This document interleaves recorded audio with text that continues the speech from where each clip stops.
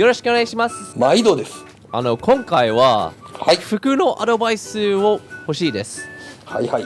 今日は一番気になっているのが、簡単な変形だったら腕が曲がってるから伸ばしてるポーズにしたらどういう風に変わる、そうするとみんなちょっと参考としてなんか漫画とか自分のアニメーション描いてる時にこうからどういう風にシワが消えるとか現れるとか、こういうことは一番気になってます。やる気が出やすいように女の子のプロポーションでやってみますか？お願いします。お願いします。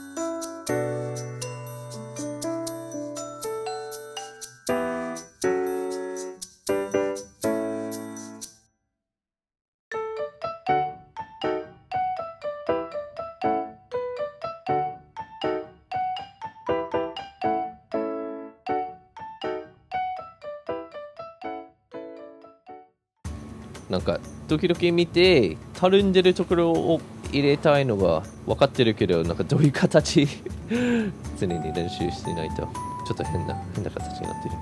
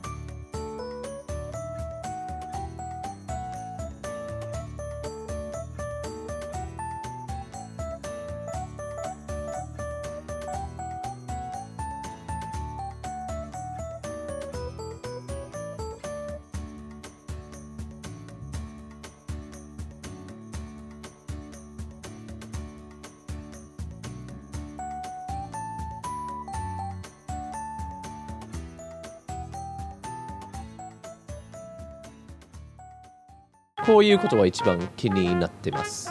いや、それって普通にアニメとか見てりゃ正解はありますよ。もちろんアニメを参考した方が勉強になると思うんですけど、さてどこを注意して見てるかの問題ですよね、こういうのは。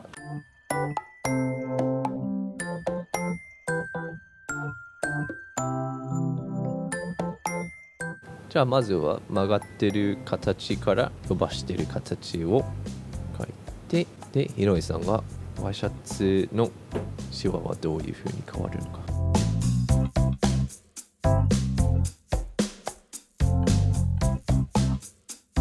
か。さすがひろいさんが伸ばしてるポーズでもちゃんとありそうなポーズですね。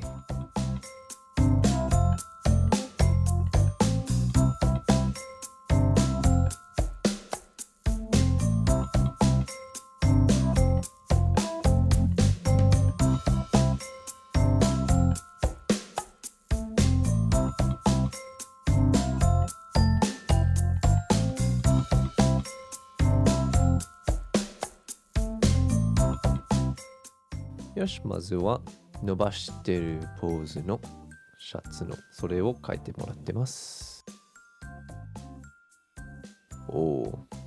で、大きなシワが脇から肘まで流れてる感じですね。で、それの縫い目で腕がある程度多分ひねってるから、そっか、そのたるんでるところが方向によって書き方が変わるんだ。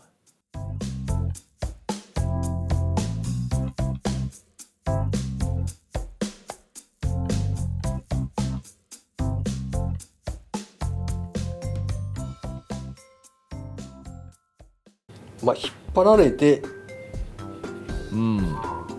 でここはたるんで、そこ私たるんでる形は多分ワンパターンばかりだから結局ひねってる方向に合わせないといけないんですね。後ろにたるむか前にたるむか。まあこんな感じになりますよね、ちょっと角度を変えると、そうなんだ。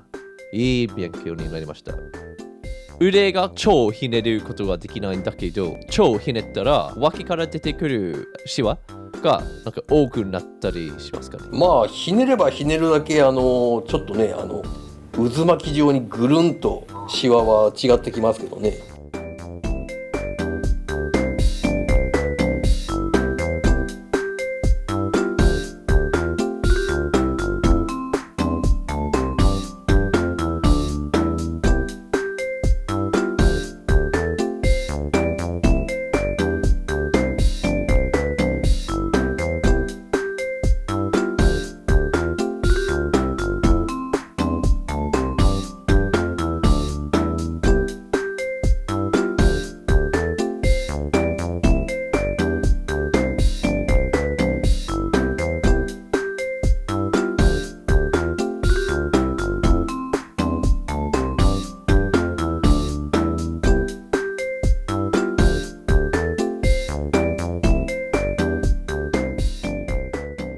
おー、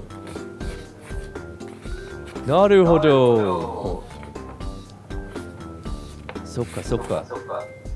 肘の中側っていうか、ここら辺？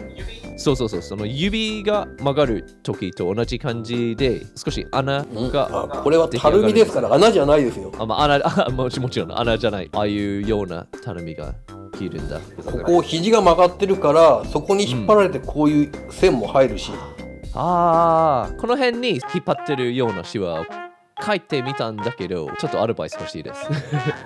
いやーアドバイスも何もねえ正解書いてあげたじゃないですか。そうですね。こういう風に書いてくださいねと。次からはちゃんと書けますよね。いや実際これはパターンでしかないから本当にこれを覚えるだけで全然違ってくるんで、じゃあそのよくある曲がりをちゃんと覚えておけばいいですね。ポーズ2つ用意してくれたし、で服いろんな違う服を着せてみたいのでいいシリーズになりそうので、みんなぜひこのプレイリストをチェックしてください。他の動画見てお願いします。違う服とかもう一つのポーズを書いてみますのでぜひ楽しみにしてください。どんな服を着れたいかみんなリクエストよろしくお願いします。じゃあ、日野井さん、今日ありがとうございます。どうもでした。バイバイ。バイなら。